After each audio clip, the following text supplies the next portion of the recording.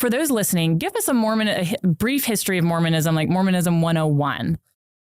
Yeah, so basically Mormonism starts with Joseph Smith, a young man who was born around 1805, and he's born during the kind of second Great Awakening in the United States in the Northeast. He's in a place called Palmyra, New York, and he's there as this kind of wave of evangelists, Charles Finney, others who are very charismatic are coming through the Northeast and proclaiming the gospel.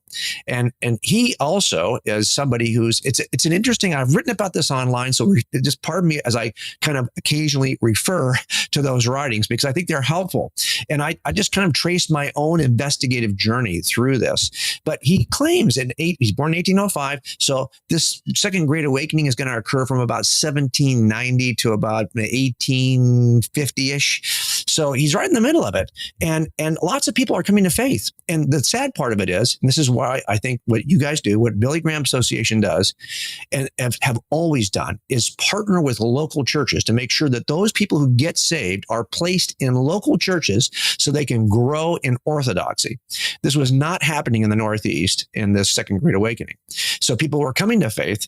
And it turns out a bunch of sect groups like Seventh-day Adventists, Mormons, all kinds of sect groups emerge at that time in that region because no one's being discipled. They're getting saved in these large events, but not getting plugged into local churches, which goes to illustrate why it's so important that when we do events, we are connected to local churches. Anyway, long story short, he makes a claim that around 1820, he's visited by God the Father and Jesus, and that a couple of years later, he's visited by an angel named Moroni who says that there is a set of tablets buried in the ground on the hill Cumorah that describe a history of ancient Jews from about 600 BC to about 430-ish AD who come over to the Americas from Israel by way of boat and basically start a culture here on the North American continent, and ultimately then are visited by the risen Christ. After he ascends on in the area of Jerusalem, he visits these people who are here, a lost tribe of Jews on the North American continent. This is a bold claim. And the Book of Mormon has a 1,000-year history of people groups, monetary systems, wars, cities, leaders, animals, agricultural products that allegedly occur on the North American continent in that 1,000-year period. And so this is the claim of the Book of Mormon. Now, if you look at the claim itself, and by the way, and it changes over time because Joseph changes over time. But that's the initial claims of the book written called the Book of Mormon. Now, it's allegedly transcribed from these golden plates, not because he has the ability. And as a matter of fact, when he does this, he's not even necessarily looking at the plates as he's translating. He often is looking, he's a seer. He's looking in a stone, in a hat, in which he's getting the vision of what the words are word for word. It's a very interesting process. But the point is, he allegedly takes all those words written on the golden plates and makes them into the Book of Mormon. And then those golden plates are eventually taken back. So we don't have any evidence of the golden plates. But this is the claim. And so the Book of Mormon is allegedly this translation and transcription of the golden plates that he discovers around probably, depending on how you date his story, in 1823-ish, by 1827 or so, you have these plates. So that's the in a nutshell, the kind of claims of at least how the initial scripture, the Book of Mormon, was received by Joseph Smith in the early 19th century. And what I know you often look at what the motive is for Joseph Smith. What would have been his motive, the reasons of motive? Well, look, just because you have a motive to do bad things does not mean you're going to necessarily do a bad thing. There's lots of people who have motive, just don't act on it. But when people do act to lie or to do anything nefarious, they only do it for one of three reasons. These are the only three motives for any misbehavior: financial greed, sexual or relational lust, and the pursuit of power. That those three are the three. And they're in scripture, but I realized those working criminal cases. It was always in those categories. So it's pretty easy to look for your suspect. Now, you have to ask yourself, for example, when I was examining the Gospels, I'm asking myself, okay, so what did the apostles gain in money, sex, or power? Like, what are they getting out of this? If there's nothing to gain and instead just the opposite occurs, then you at least have eliminated the motive for the lie. The problem with Joseph is that he gained from all three of those. Eventually, he makes a claim in Scripture and Doctrines and Covenants that polygamy has been ordained by God. Now, he was involved in a polygamous relationship years before he writes this scripture, but he ultimately had anywhere from 27 to 30 plus wives, many of whom were very young, many of whom were already married to somebody else, all of whom were consummated sexually. So is there a sexual motive? Yes. There is.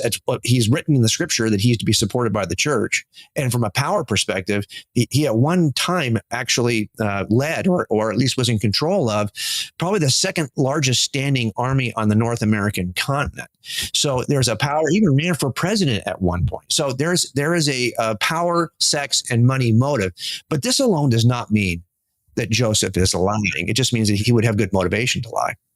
What are some important differences in Christianity and Mormonism, especially maybe when it comes to grace? For those who are listening, what are some of those important differences? Yeah, I want to get to that because that's a huge difference. But here's the bigger difference. If you said, I want you to go and talk to Jim Wallace, and he lives in this city, it's really important.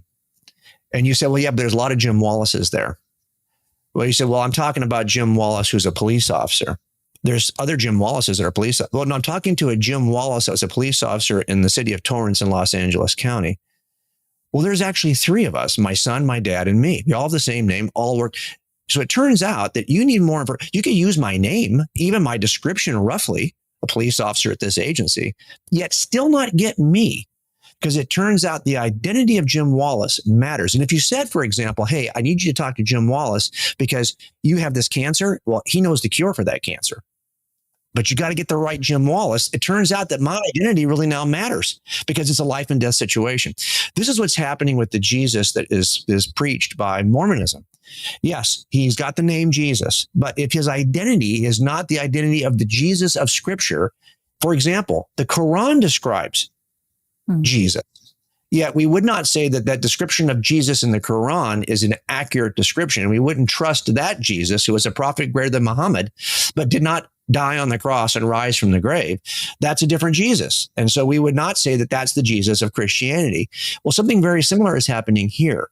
And the difference is that we believe that Jesus does everything that we need to be saved. We can do nothing. That is grace. It's a free gift.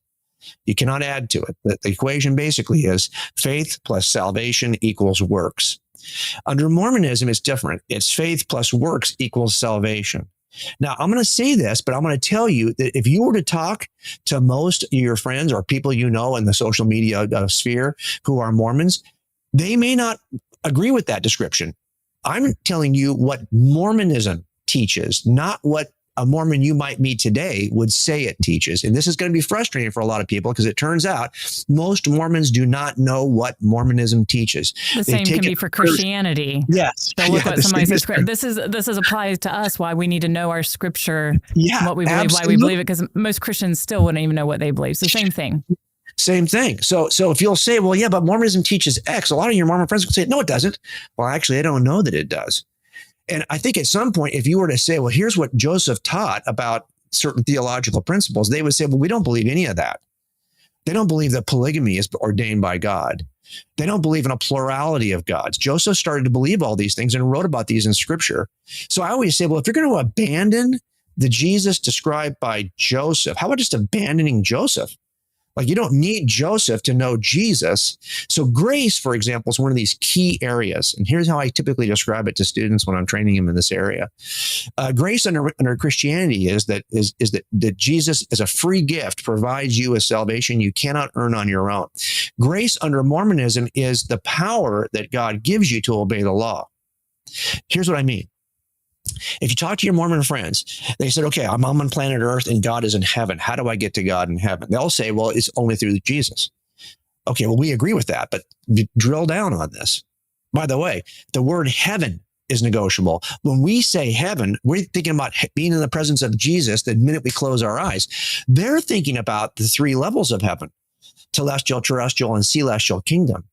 So you have to be very specific. I always say, how do you get the highest level of eternity that God offers you? Now, that's celestial kingdom under their system, because everyone's going to be in celestial kingdom.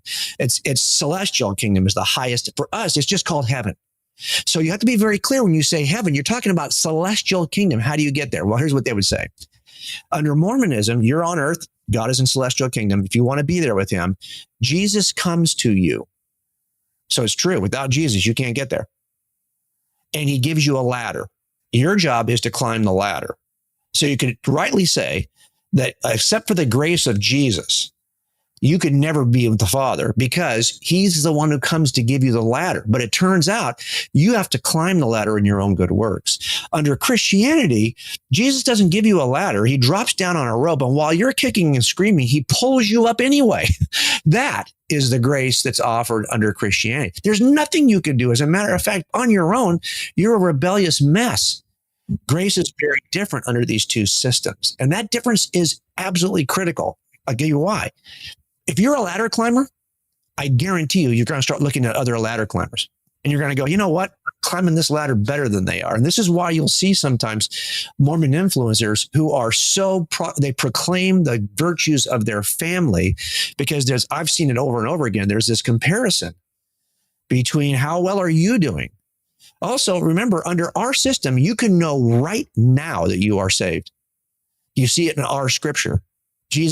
Paul describes us as citizens today. Not going to be citizens. You could be citizens if you work hard enough. No, you are citizens of heaven now. Under Mormonism, you never really know. You won't really know. And their leaders have said it, that you won't know for years maybe that you are truly saved because it's not dependent on something that Jesus did.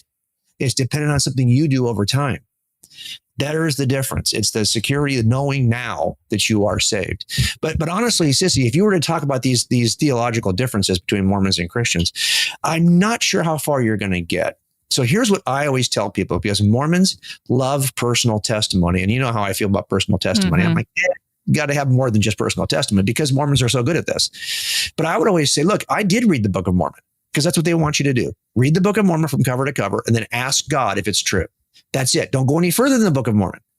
So when I went further and I had the whole quad, there are 4 sets of scripture, Old and New Testament, Book of Mormon, Doctrines and Covenants, Pearl of Great Price, and I read through all of it. I was fascinated by it. When I came to the Book of Abraham, now I have got demonstrable proof this is a lie.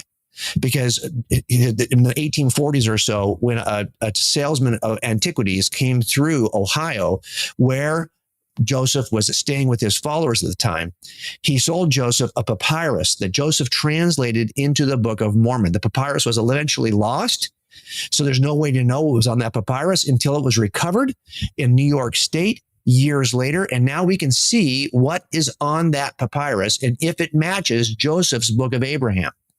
It doesn't. The word Abraham is not even present on the papyrus.